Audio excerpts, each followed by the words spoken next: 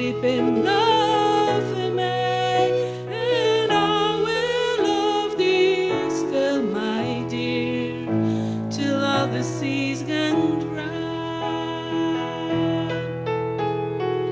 till all the seas can dry, my dear, and the rocks melt with the sun, and I shall love thee still, my dear, the sands of life shall run, and fare thee well, my only love, and fare thee well a while, and I will come again, my love, to each worth 10,000 miles.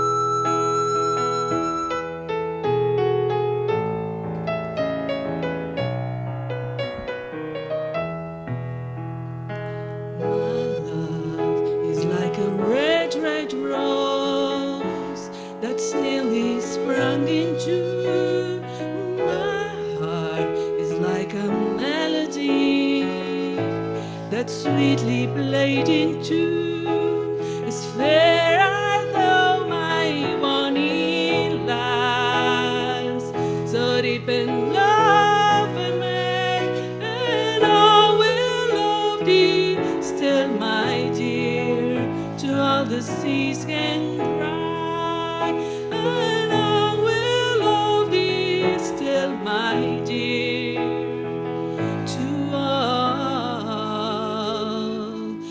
all the seas can dry.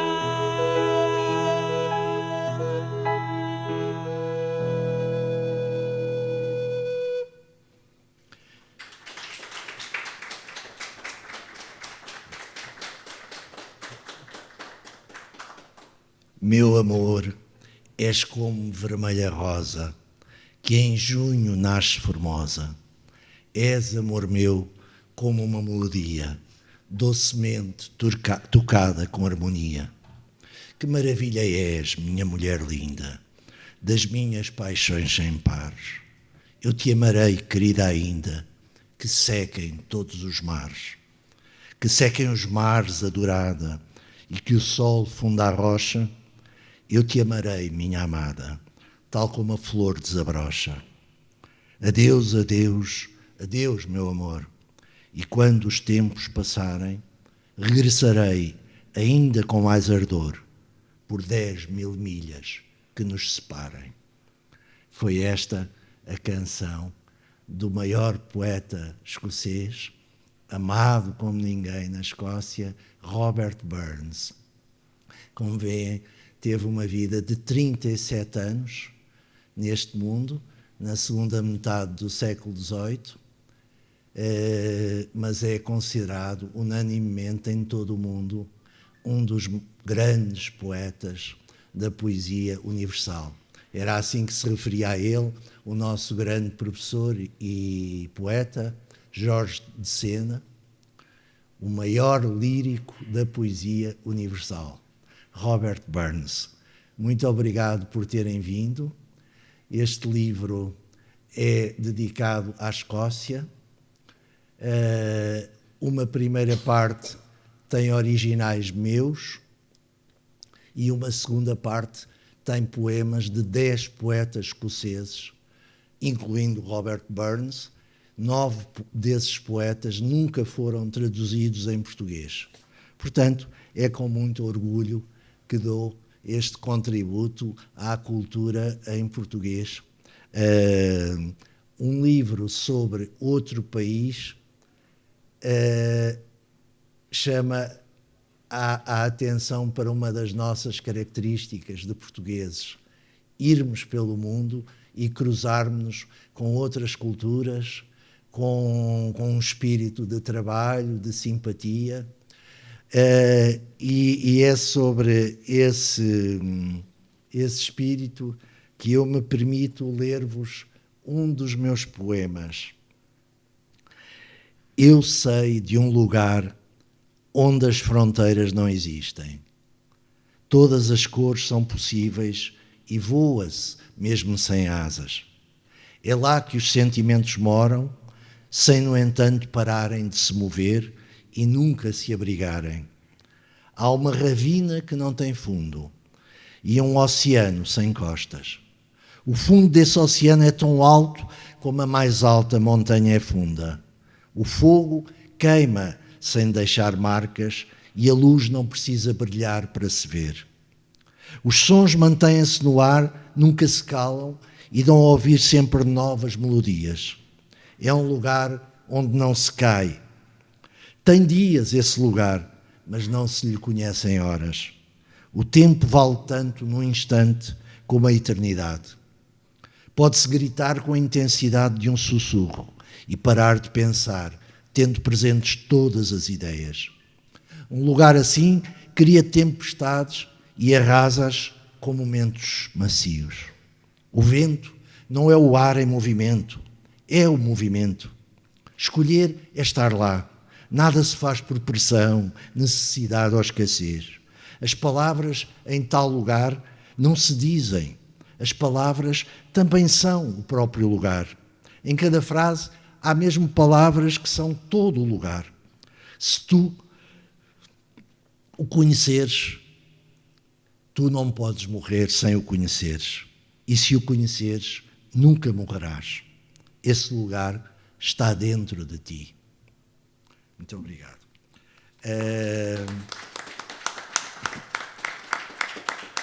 Obrigado. Para mim, a Escócia é esse lugar. No fundo, deslocarmos pelo mundo é sempre andarmos dentro de nós próprios, à procura da nossa própria identidade e da nossa própria maneira de ser. Nesta abadia, no século XIV, em 1320, os nobres escoceses, os chefes de famílias, de clãs, reuniram-se para escreverem uma carta ao Papa, pedindo o reconhecimento do rei por eles escolhido. Isso deu lugar a uma coisa conhecida. Essa carta passou a ser conhecida como a Declaração de Arbroath. Arbroath está hoje em ruínas, mas era uma abadia notável. Essa carta foi enviada ao Papa. O Papa acabou por reconhecer a independência da Escócia e o rei da Escócia, e essa carta deu lugar a esse documento chamado a Declaração de Arbroath. É para os escoceses uma espécie de Bíblia. Uma das frases da Declaração de Arbroath diz assim: porque enquanto uma centena de nós permanecer viva, não nos submeteremos de modo nenhum ao domínio dos ingleses. Não lutamos por honra, riquezas ou glória, mas unicamente pela liberdade, da qual um verdadeiro homem não desiste a não ser com a sua vida. Este documento é considerado pioneiro da democracia, porque aquele rei foi escolhido pelas famílias da Escócia, não foi instituído por direito divino, e é considerado também uma grande referência. Estamos em 1320. uma grande referência do espírito livre dos escoceses.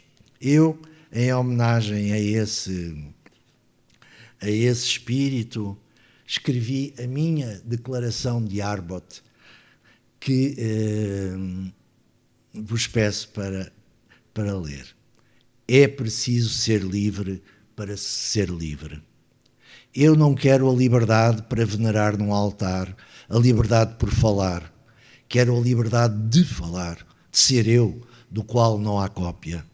Liberdade, liberdade. Eu quero a minha liberdade, a liberdade para todos, liberdade livremente, liberdade com cor, liberdade com dor, liberdade sujeita à própria liberdade, liberdade de experimentar, de sentir, liberdade de errar, de transvariar, de viver, de morrer, liberdade que não precise de lei, que só aceita uma lei fundada na própria liberdade.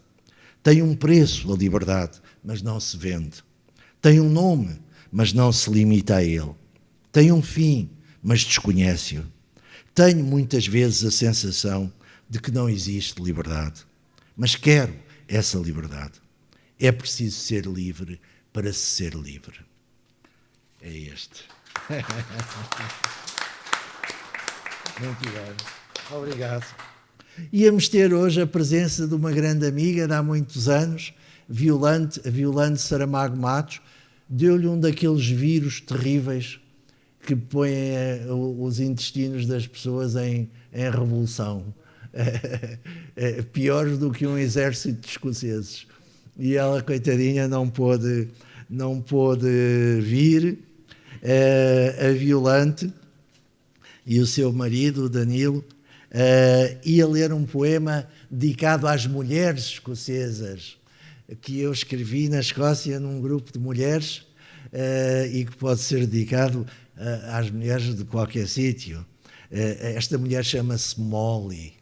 Molly é um nome corrente na Escócia e na Irlanda também. Eu conhecia Molly. Molly, minha querida, podias não ser a mais bela, mas eras a que mais ria. Não eras a mais inteligente, mas eras a que mais queria sê-lo. Não tinhas mais asas do que as outras, mas eras a que mais voava. Não dizias muitas vezes eu, mas eras a mais senhora de ti. Não falavas, exprimias-te. Não choravas, mas todos, quando estavas triste, tinham pena de ti. Molly, minha querida, só tinhas uma boca, mas eras a que mais beijava.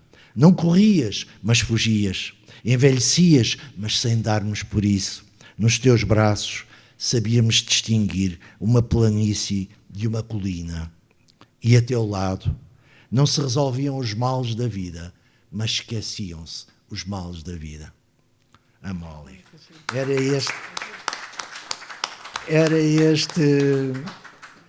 Era este poema que a Violante ia ler. Ela também é uma espécie de Molly, e se calhar vocês também são. Foi obrigatório vir à Madeira com este meu livro sobre poesia escocesa.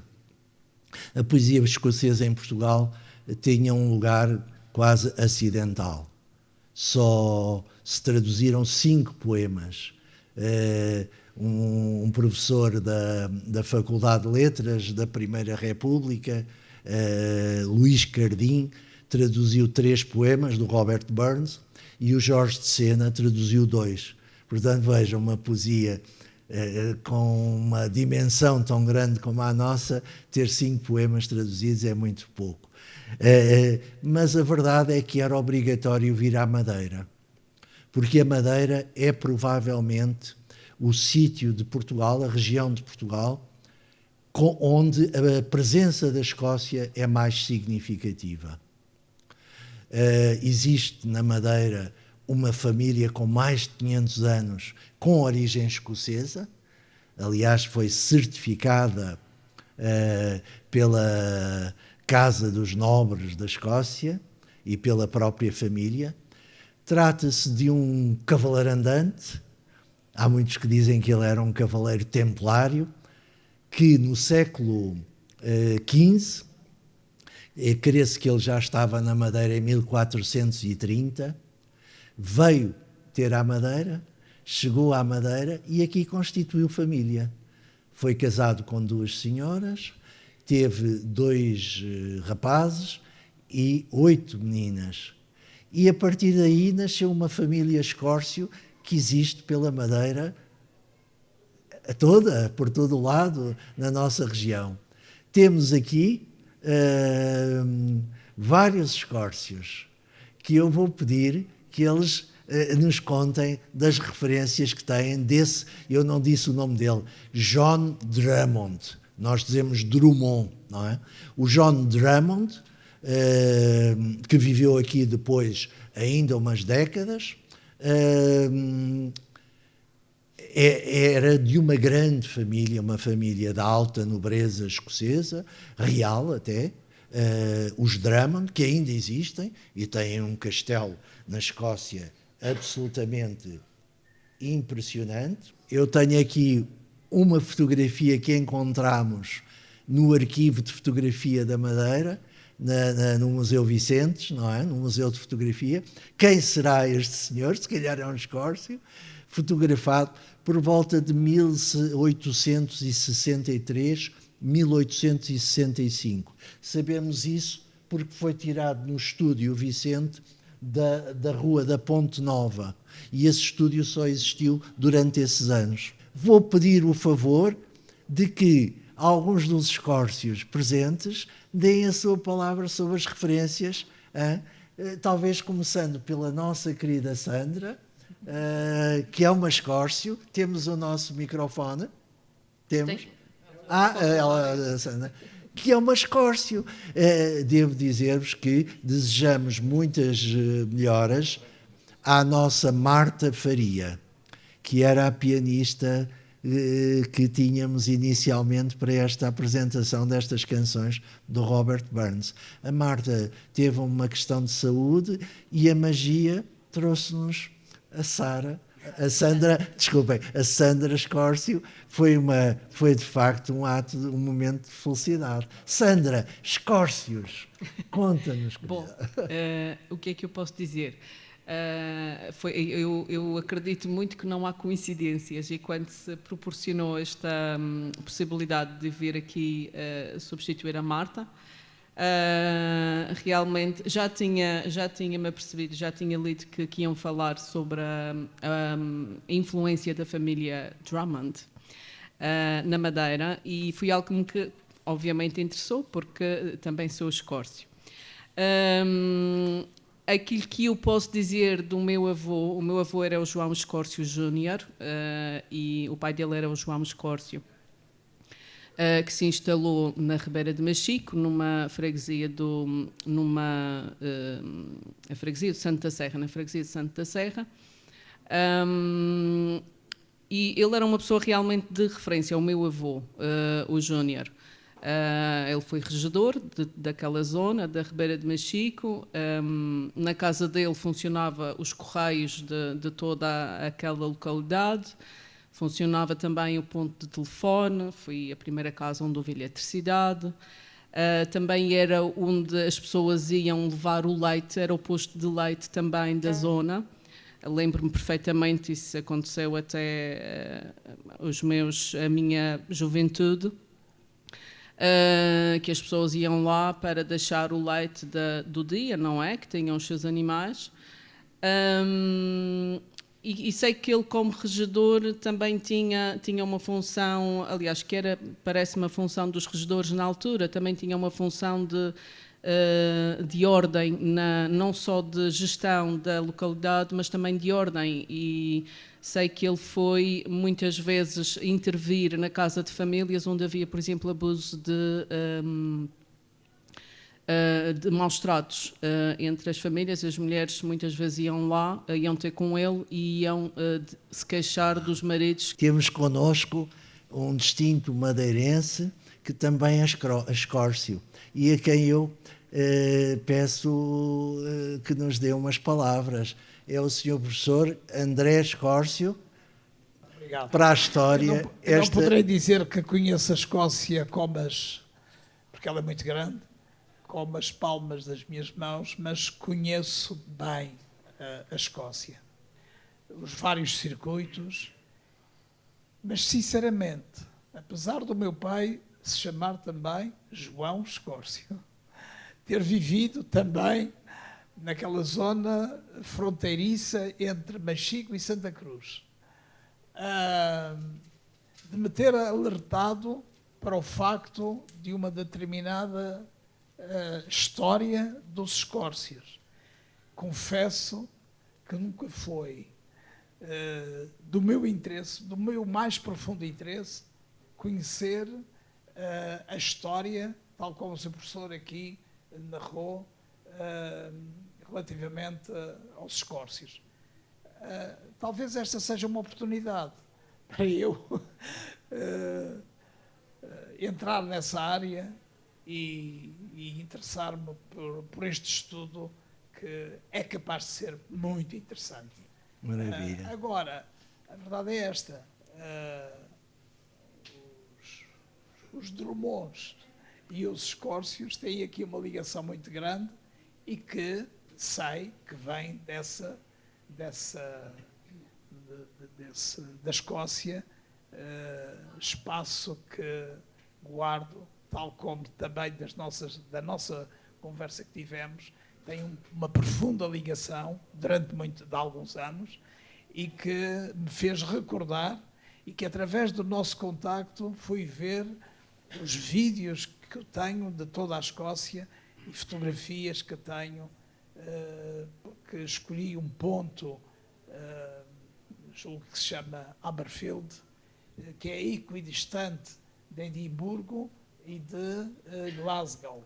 E a partir daí, num vai e vem de todos os dias, de 400, 500 km por dia, fiz o circuito todo durante 2 semanas. Portanto, há uma ligação, digamos, mais das emoções e dos interesses históricos e patrimoniais e a riqueza cultural da Escócia e não propriamente das minhas ascendências, se eventualmente existem, relativamente aos Escórcios da Madeira na sua relação com a Escócia. Sabeis que há na história publicada da família Drummond, os Drummonds, há um Drummond famoso na língua portuguesa, e não só, que é de um ramo do Brasil, que é o nosso grande poeta Carlos Drummond de Andrade, que tem, aliás, um poema sobre essa origem escocesa dos Drummond. Mas essa história da família Drummond, que foi publicada, fala que um século depois já existiam na Madeira, um século depois do João Escórcio, não é? Já existiam na Madeira 200 escórcios. O que é, não sei se é verdade, se é uma coisa autêntica, mas de facto é impressionante. Outra história relacionada com a Escócia é muito marcante, mas eu peço que seja o pastor Jorge Gameiro a contá-la, porque ele, melhor do que ninguém, poderá evocar-nos uma outra grande figura escocesa relacionada com a Madeira. Muito boa noite a todos. Pastor, muito obrigado pela sua presença e pelas suas palavras. Bem, a história da Igreja Presbiteriana começa no ano de 1837, com a chegada de Robert Reid Calley, que veio para a Madeira não para iniciar uma igreja, mas para tratar a mulher. E mal ele sabia que estava a tratar-lhe da saúde ao contrário, porque ela sofria de tuberculose e, como nós sabemos hoje, o clima da Madeira é do pior que há para curar as tuberculoses.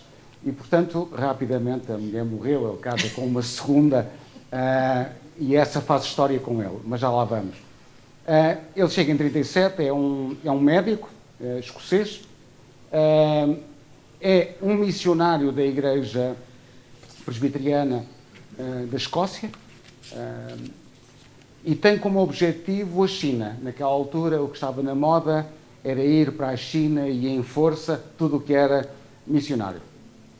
Como ele parou na Madeira e percebeu as necessidades graves sentidas pelo povo, não apenas as materiais, mas também as de consciência, de liberdade, de espírito, de uma fé bem tratada, compreensível, onde a lógica também pudesse ter lugar, ele decidiu ficar pela Madeira e rapidamente teve 2 trabalhos que foram extremamente importantes. O primeiro, um posto médico.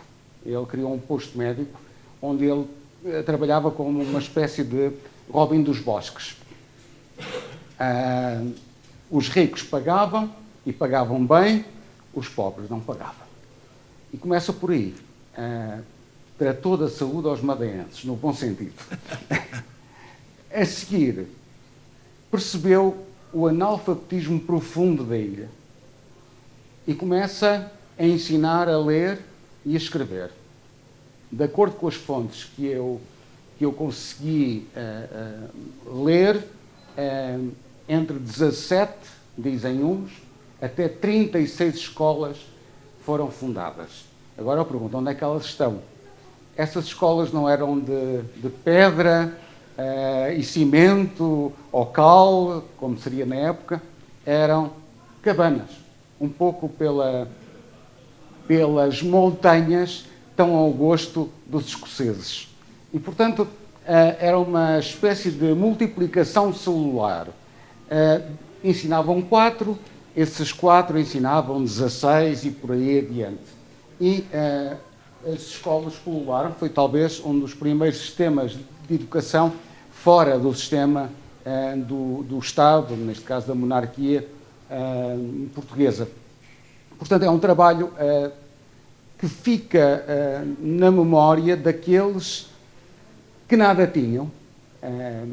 Este escocês, por ser precisamente escocês, não é um estrangeiro que venha aproveitar-se da ingenuidade dos madeirenses, da sua pobreza, é alguém que vem fazer precisamente o contrário, que vem ajudar. E é através do estudo da Bíblia que as pessoas aprendem a ler. Ele mandou vir, acho que foram 1000 Bíblias para a Madeira, da Sociedade Bíblica Inglesa, e são Bíblias católicas, têm os deuterocanónicos, não são Bíblias protestantes. Nessa altura, como devem compreender, as poucas Bíblias que existiam em Portugal eram nas igrejas, uma por cada padre. E nos conventos, talvez, nos mosteiros, mas pouco mais do que isso aconteceria. E, portanto, a Bíblia é um veículo de aprendizagem, não apenas do texto bíblico em si, mas também da descoberta pessoal de cada um que lê a Bíblia. E isso é um princípio do protestantismo, uma livre consciência perante o texto. E esta liberdade que é dada aos madeirenses que leem a Bíblia e percebem que há uma decalagem entre o que está escrito na Bíblia e aquilo que é a vivência na igreja que eles conhecem, que faz com que, de repente, a igreja comece a nascer à volta de Robert Calley. Calley é amigo pessoal do bispo do Funchal, dão-se excelentemente bem, não há nenhum tipo de problema. Ele é médico pessoal do bispo, está tudo a correr bem. Até que, de repente, Robert Calley consegue juntar 5.000 pessoas no Santo da Serra.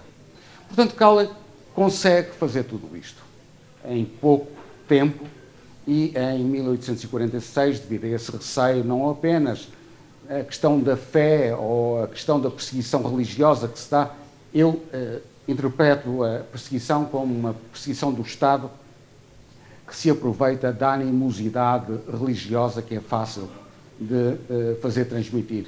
E, portanto, a perseguição começa. Houve coisas absolutamente horríveis, não vou estar aqui a relatar, mas houve mesmo uma pessoa que foi morta, que lhe cortaram os membros. Morreu dessa forma, esvaído em sangue, em São Roque. Muitos fugiram para Trindade e Tobago, nos navios ingleses que aportavam aqui na Madeira. Cowley consegue fugir, queriam matá-lo. Nem sequer há o respeito pelas quintas inglesas, que normalmente eram intocáveis. Alguns presbiterianos portugueses refugiam-se nas quintas dos ingleses e a população entra pelas quintas e bate nos criados e retira as pessoas. As pessoas são presas, condenadas à morte, não foram mortas. Descobriu-se que, afinal, a lei da Inquisição no século XIX já não estava em vigor e salvaram-se algumas vidas por isso. Mas eu não vou deter muito nas coisas horríveis. Fugiram aproximadamente 2.000 pessoas para Trindade e Tobago e para os Estados Unidos, Baltimore. Senhor Pastor, muito obrigado. Robert, my friend, aqui tens um discípulo e um descendente teu, nesta maneira de ser e nesta maneira de viver. Nós temos connosco uma outra referência escocesa na Madeira, a senhora Dona Maria do Carmo Melville, tal como o grande Herman Melville, o autor de Moby Dick. Senhora Dona Maria do Carmo, tenho muito gosto que nos dê algumas palavras. Boa tarde a todos. Os Melville na Madeira são muito recentes, de 1919, com a minha avó, que casou com o madeirense. A família é de origem escocesa, embora muitos já tenham nascido na Inglaterra, mas sempre se consideraram escoceses. Não há, como o caso do André Escórcio, no nosso caso, um registro normal, mas há uma história oral que passou de geração em geração até aos nossos dias, que eu tento passar aos que vêm, desde 1066, da Batalha de Hastings, quando a Inglaterra foi conquistada pelos normandos. Havia um Melville na corte da Rainha Margarida do Essex, que fugiu para a Escócia e aí casou com o rei Malcolm da Escócia. E os Melville tiveram muitas terras e são basicamente do sul da Escócia, abaixo de Edimburgo. A certa altura foram integrados parte da família na grande família Oliphant Castle. E assim permanecem. O nosso Melville não tem E. Há outros com E. Muito obrigado. Muito obrigado. Lembram-se da Molly? Aqui tem uma Molly. Vamos voltar ao Robert Burns e vamos pôr de lado desgraças e perseguições. Vamos voltar ao que nós, raça humana, temos de algo bom. É um poema de amor do Burns. Não quero enganar-vos. O Burns tinha um lado libertino.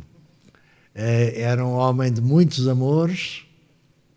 É considerado um dos pioneiros do romantismo e já casado com uma mulher deslumbrante, muito respeitada na Escócia, Jean Armour. O Burns tinha uma paixão por uma senhora também casada de Edimburgo. A própria Jean, a mulher dele, dizia: tu não és homem de uma só mulher. Contudo, eles tinham que terminar este amor louco, não é?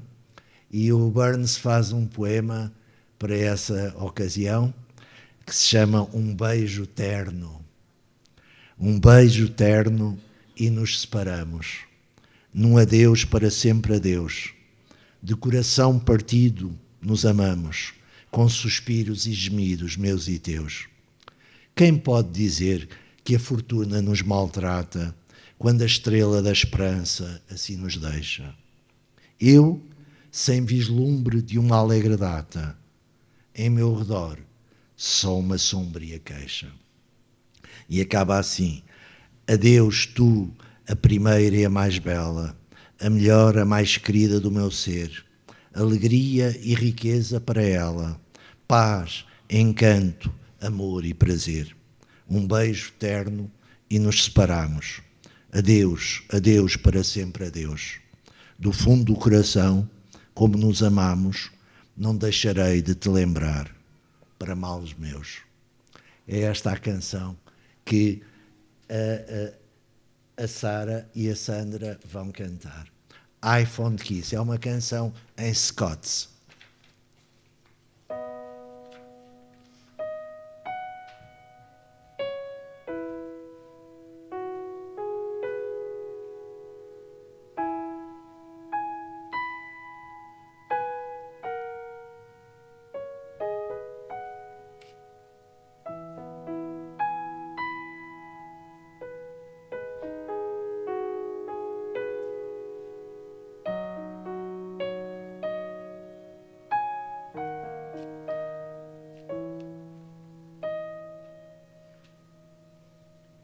Hey, fond kiss, and then we sever. Hey, farewell, and then forever. Deep in heart-wrung tears I pledge thee, whirring signs and groans almighty. Who shall say that fortune grieves him, while the stars of hope she leaves him? In a cheerful twinkle lights me, dark despair around me hides me. I'll ne'er blame my partial fancy, neither could resist my Nancy, but to see her was to love her, love but her and love forever.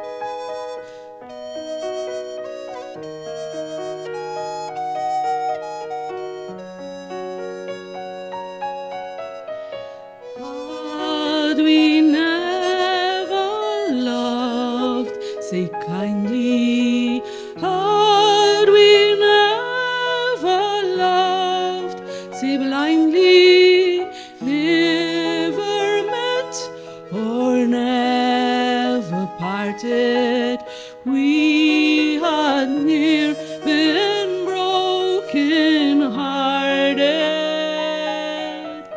Fare thee well, my first and fairest. Fare thee well, my best and dearest. Thy Bielka, joy and treasure, peace, enjoyment, love and pleasure. Hey, fond kiss, and then we sever. Hey, farewell, alas, forever. tears I'll pledge it, warring signs and groans Almighty.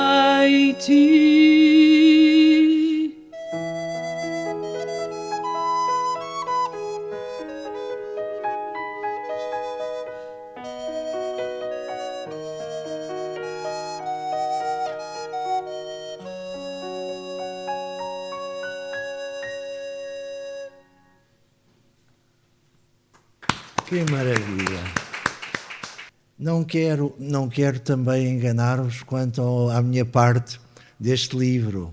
Também é muito livre e libertina por vezes. A minha poesia é muito marcada pelas várias inovações da poesia moderna, a poesia visual. Eu dedico um capítulo à independência da Escócia. Depois tenho poemas muito variados, poemas numéricos, poemas geométricos, poemas fonéticos, poemas com instruções que podem ser variados, podemos começar num lado ou no outro, poemas com alíneas, como se fosse um relatório, poemas sem nada, página em branco, poemas com pautas, poemas ao contrário, para ver ao espelho, querendo dizer com isto o quê? Que quando nós falamos daquela maneira que falamos da liberdade, é a mesma questão. Nós não podemos falar da liberdade, nós temos que falar com a liberdade. E as possibilidades da nossa língua são imensas e por isso nós temos a obrigação de as explorar. Tenho mesmo poemas com desenhos de uma grande artista portuguesa, Ana Fonseca, um poema muito licencioso, que vocês vão ler na vossa intimidade com as maçãs do rosto a corarem, porque é um poema desse aspecto muito burnsiano. Uma coisa que eu faço desde há muitos anos é aquilo a que chamo transfusões. Ou seja, pego em textos em prosa e tento transfundi-los, transformá-los em poesia. Faço neste livro com este fragmento de uma grande figura escocesa do século XVIII, Adam Smith, que é considerado em todo o mundo o pai da economia moderna. Foi o Adam Smith que teorizou que a economia não consiste na acumulação de riqueza, sobretudo de ouros e joias desse género. Não, a riqueza consiste na livre capacidade das pessoas produzirem bens e trocarem livremente entre si. Eu fiz isso com Adam Smith, um fragmento que ele tem sobre a pobreza. Da pobreza, devemos nós considerar a melhoria da condição de vida da mais baixa classe popular inconveniente ou vantagem bem devida?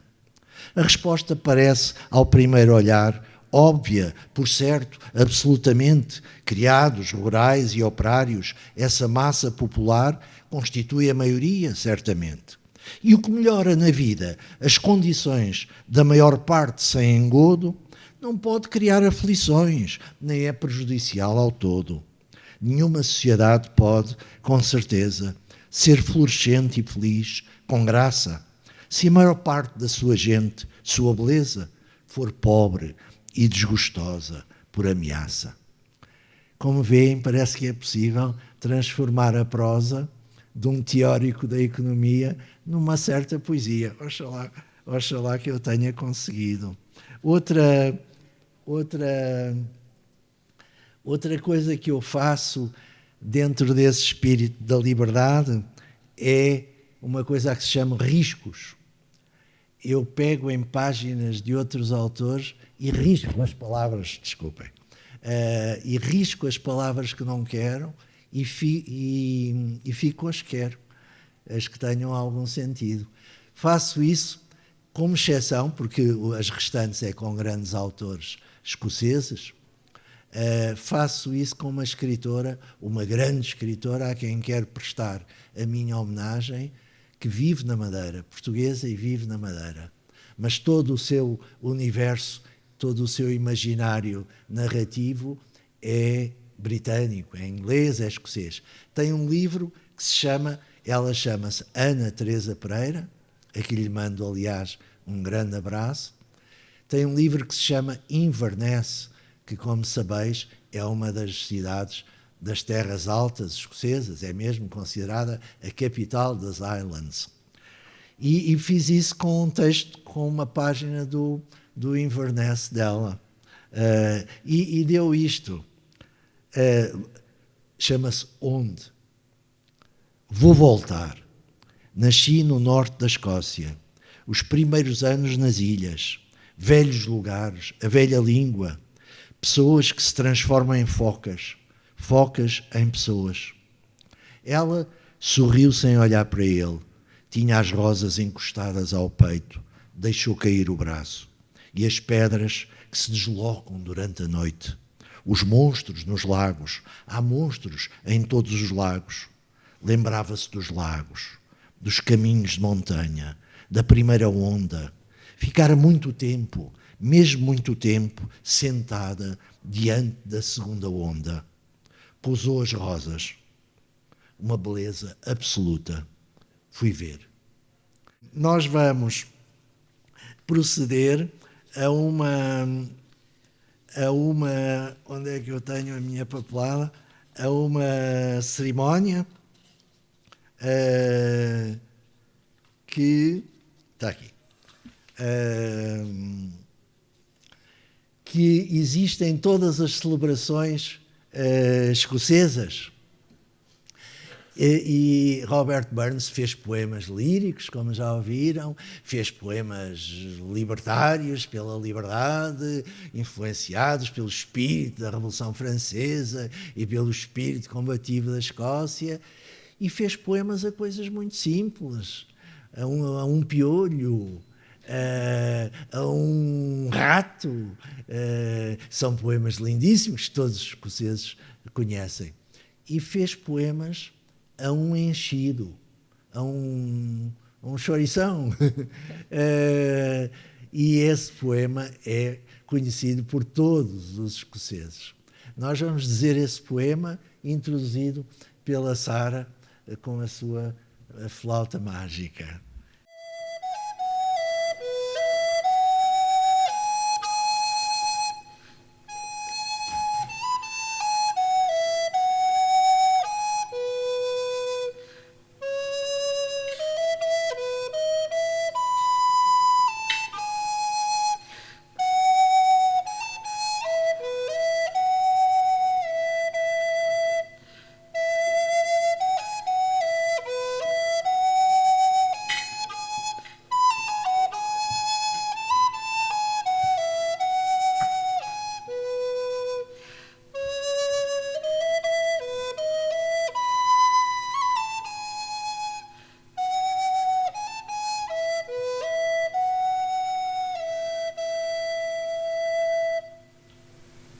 Bem-vindo, caro honesto e feliz, grande chefe da raça dos enchidos. Ocupa o teu lugar, senhor do teu nariz, pança, tripas e miúdos bem mexidos. Quão mereces uma longa bênção, tão grande como do ombro à mão. Eis que já enches a gemente travessa, tua bunda, qual distante colina, teu feixo calaria uma possessa, se fosse essa a tua nobre sina, e por teus poros exala um paladar mais rico que o mais puro âmbar. Já o campónio, a faca está a secar, forte, ágil e rápido te corta, trinchando tuas entranhas a brilhar como uma forte comporta.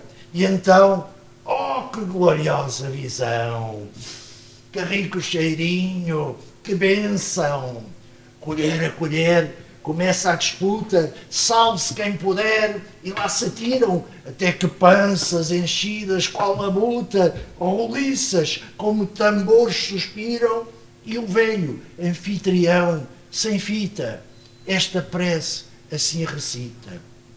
Mas haverá quem, perante um ragu francês, um guisado oleoso que uma porca enjoaria, ou um fricassé armado em burguês, cheio da mais torpe zombaria, vá agora isso trocar por este lindo manjar? Pobre diabo, a comer esses lixos, fraco, mirrado, enfesado, como o mais pobre dos bichos, de punho fino e atrofiado, frentes cheias ou guerras, assaz, não será eu o incapaz?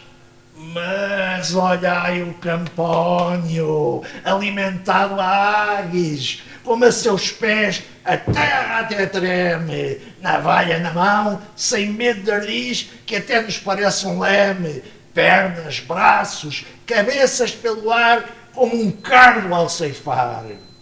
Ó poderes, que da humanidade cuidais, e lhe dais seu quinhão de alimentos, a velha Escócia não quer pratos, outros tais, cheios de manias, de efeitos pestilentos, mas se quiserdes vê-la feliz, dai-lhe um bom aguis.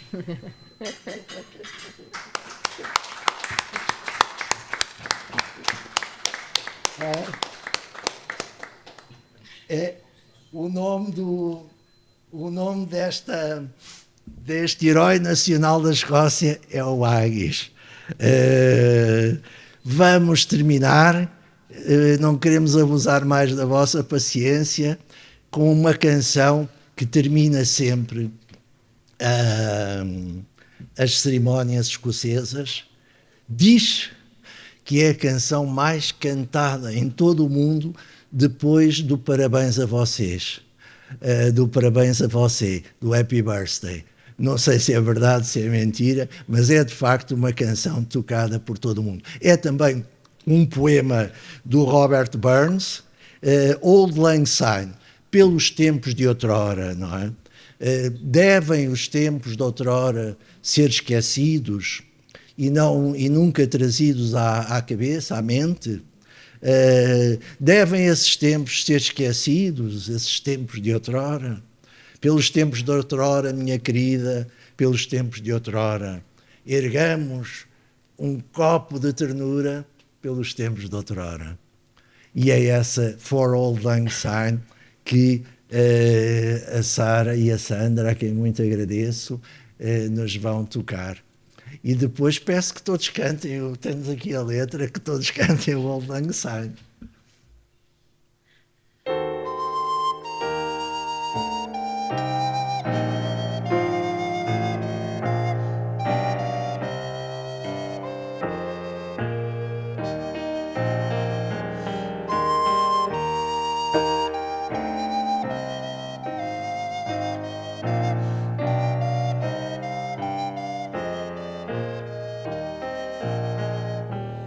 Should all acquaintance be forgot and never brought to mind? Should all acquaintance be forgot and days of Auld Lang Syne? For Auld Lang Syne, my dear, for Auld Lang Syne, we'll take a cup of kindness yet for Auld Lang Syne. Agora todos. Should all acquaintance be forgot and never brought to mind?